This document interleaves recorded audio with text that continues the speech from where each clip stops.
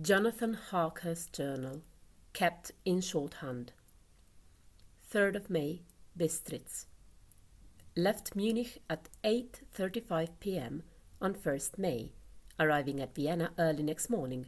Should have arrived at 6:46, but train was an hour late.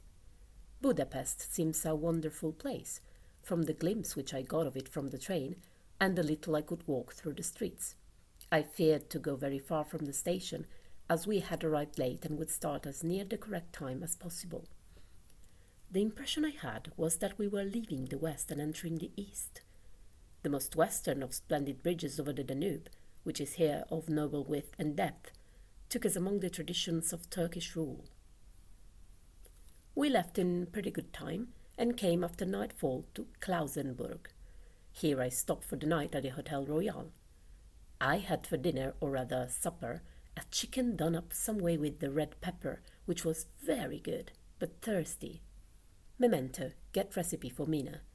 I asked the waiter, and he said it was called paprika Händel, and that, as it was a national dish, I should be able to get it anywhere along the Carpathians. I found my smattering of German very useful here. Indeed, I don't know how I should be able to get on without it.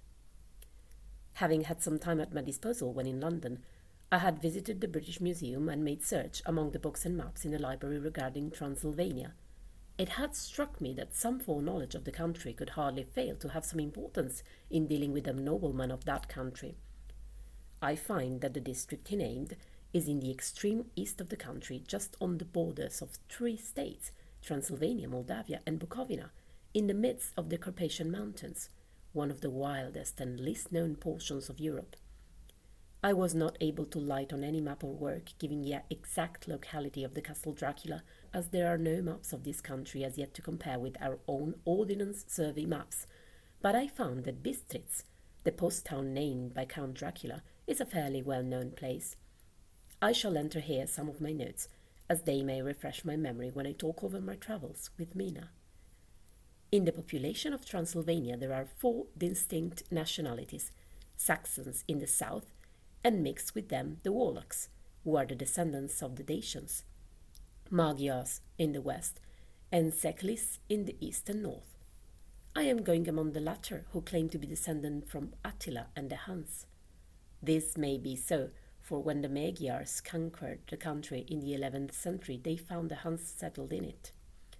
I read that every known superstition in the world is gathered into the horseshoe of the Carpathians, as if it were the center of some sort of imaginative whirlpool. If so, my stay may be very interesting.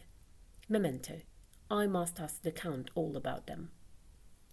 I did not sleep well, though my bed was comfortable enough, for I had all sorts of queer dreams. There was a dog howling all night under my window, which may have had something to do with it, or it may have been the paprika, for I had to drink up all the water in my carafe and was still thirsty.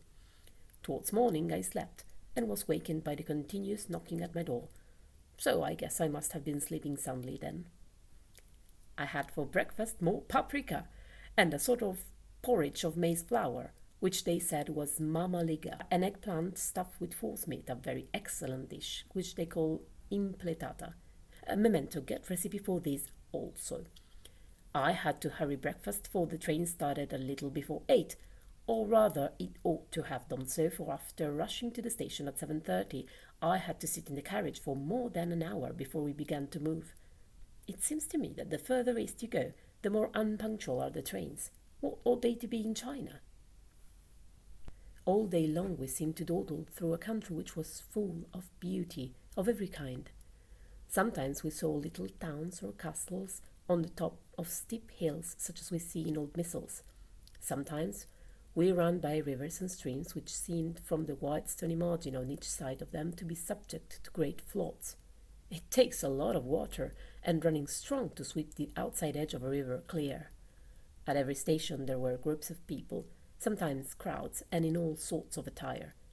Some of them were just like the peasants at home, or those I saw coming through France and Germany, with short jackets and round hats and homemade trousers, but others were very picturesque. The women looked pretty, except when you got near them, but they were very clumsy about the waist.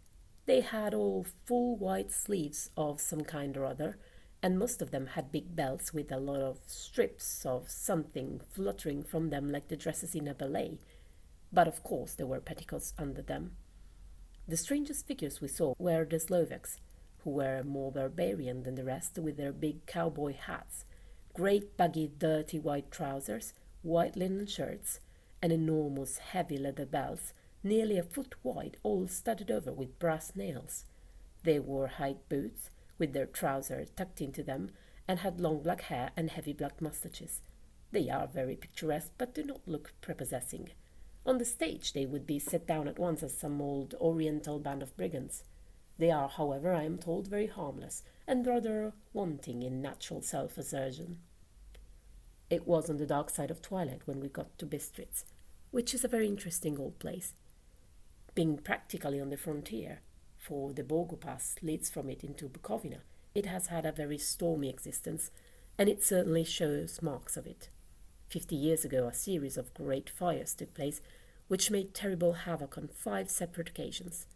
At the very beginning of the 17th century, it underwent a siege of 3 weeks and lost 13,000 people, the casualties of war proper being assisted by famine and disease.